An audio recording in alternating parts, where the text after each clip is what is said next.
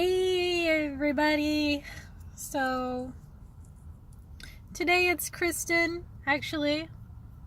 It's a couple of things. So first off, I decided to change my name, not legally, but just because I don't like being called Kristen anymore. So now my name is Ren.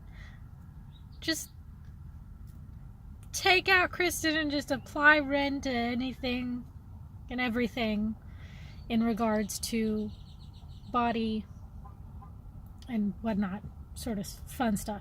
Anyways, today's video is not about that. Today we're going to talk about something beautiful and wonderful. It is called spite. So I don't know about you guys, other trauma survivors, abuse survivors in general. There is a tendency for people within and without the community who constantly tell each other or others who are trauma survivors that we should forgive abusers or perpetrators or primary causes of trauma. I mean, this is particularly directed at those of us who have been abused by human beings, like people in our lives. We get told very often by non-trauma survivors and trauma survivors alike that we should forgive them, that we should forgive and forget, and then that will somehow make us better as a person, because we've forgiven them for doing horrible, awful things to us in the past or as of current. And I am here to say that no, you don't have to do that. You're not obligated to forgive anybody, especially if you're not ready.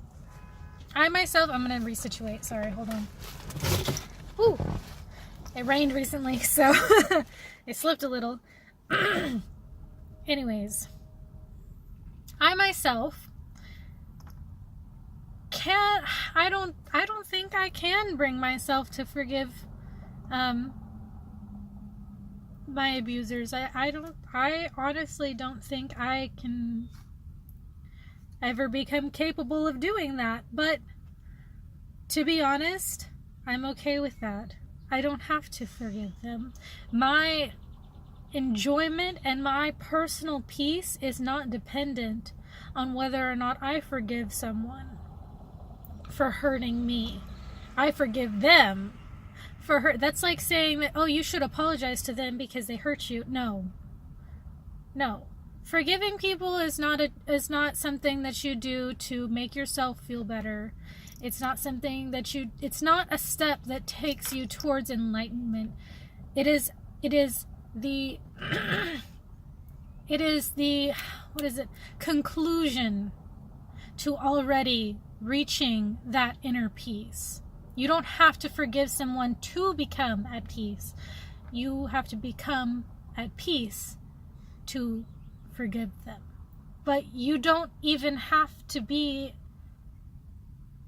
forgiving them. You can be completely at peace with yourself, with your trauma, with your abuse history, or your illnesses or whatever, without having to forgive anybody. And that's why I'm going to mention spite. So I know a lot of you guys have very little idea of our abuse, and that is good. We don't want anybody to know, really. I mean, like, we'll do like vague mentions, but we try not to delve into a whole lot of detail because it's not about us. This is an educational channel. But I will mention that in my personal opinion, and probably the general opinion of the system, is the people who harmed us and abused us, they did not want us to live. They didn't want us to be okay. They didn't want me to be okay. They didn't want anybody in my system to be okay. They wanted me to suffer. And if they could have, they probably would have killed me. Just saying. And the fact that I'm alive, and the fact that I keep going, and that I am continuing to live, I like to think is very hard for them. And for me, I just I'm sorry, I got some shit in my throat for some reason. Pardon the curse. But I like to believe that my spite and my hatred for those people is what drives me to love myself and love being me and love living the way that I am and going through with every achievement and every goal that I've ever had and ever made is purely in spite of my upbringing and how I have been treated in the past. I am not here to tell you that you have to do this. You have to think this way. You're not obligated to think anyway. You can think, you can hold the belief that to truly love yourself and achieve inner peace is to forgive and forget and focus on yourself. That is definitely one way. It's not the way that I go, and it doesn't have to be the only way, and neither does my way. You could probably think of hundreds of billions of different ways to go about healing from your trauma, but I don't feel like a lot of people talk about any other way other than forgiving. And I'm here to say, you don't have to fall for that. You don't have to do that. You can just as easily and choose to use that hatred that you harbor, probably initially that you used to hate yourself, and turn it around. And turn it around, instead of being on you, turn it towards them. You can, instead of saying, oh, I am a horrible person, I am a monster, I am gonna always be this way, I should never have lived, instead say, you're a horrible monster. You did this to me. You made me this way, and I will live in spite of that. I will do my very best to make every moment of my existence payback for everything that you have ever done.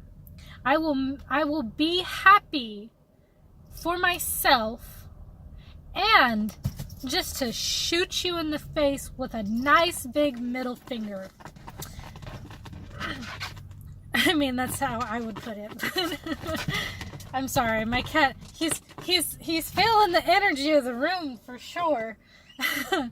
But anyways, so I feel very strongly about that. Not because like I personally get attacked by other people who tell me like, oh, forgiving people is the way to go. No. I don't really have to deal with that, but I also like when I do talk about how spite fuels a lot of my choices and a lot of my happiness, I get looked down upon because of that, because people are thinking, oh, that's a trivial emotion. Oh, that's not going to last you forever. And I'm like, I don't need it to last me forever. I need it to last me until I love myself. And until I love myself and I am at peace with who I am and all of me and all of my others, I can let go of that spite. But as of right now, and probably for a few good years, I won't let go of that, because that's the driving force of all my achievements. And I don't feel obligated to forgive and forget just to make myself feel better, when I can say, I don't forgive you, but I'll do everything that I do just to make you mad. Like, I do get people occasionally, because I don't really talk about it very much, but when I do talk about it, a lot of people will comment or say, well, you shouldn't use that negative emotion. I'm like, there is no such thing as a negative emotion. The only time an emotion is not good is when it's not controlled enough. Like when it's completely and utterly out of control. You're allowed to be angry, you're allowed to be spiteful, and you're allowed to hate. It's okay. It's actually healthy. A lot of people seem to be under this impression that they're not allowed to hate people, and you're not allowed to be angry with people, especially women. I guess maybe it's a societal issue, and especially people who have been abused and victims of trauma.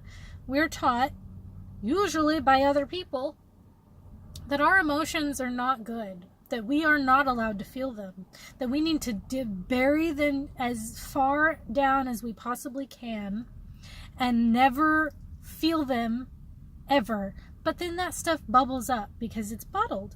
It's buried deep inside of you, but it doesn't mean it doesn't got claws, and it doesn't mean it's not gonna start digging itself back up, because that's what trauma does over time. It always digs itself back up because you can't completely forget things. They always want to come back and remind you, hey, this happened. But when other people are telling you something that you've already been taught so young and so often, it's so hard to come to terms with those emotions. It's so hard to say, I am angry. I do hate this person. Why are you saying I'm not allowed to hate them? Why are you telling me that I need to forgive them when I am just now feeling the actual anger and hatred that I deserve to feel over this entire situation and this whole person? Like, why are you telling me that I can't do that when I've just now figured out how to do that? It's total bullshit. And if I've learned anything from my therapist, it's that feeling things is good. Feeling anger and feeling sadness and love and care for yourself, for your alters, and feeling those emotions is good.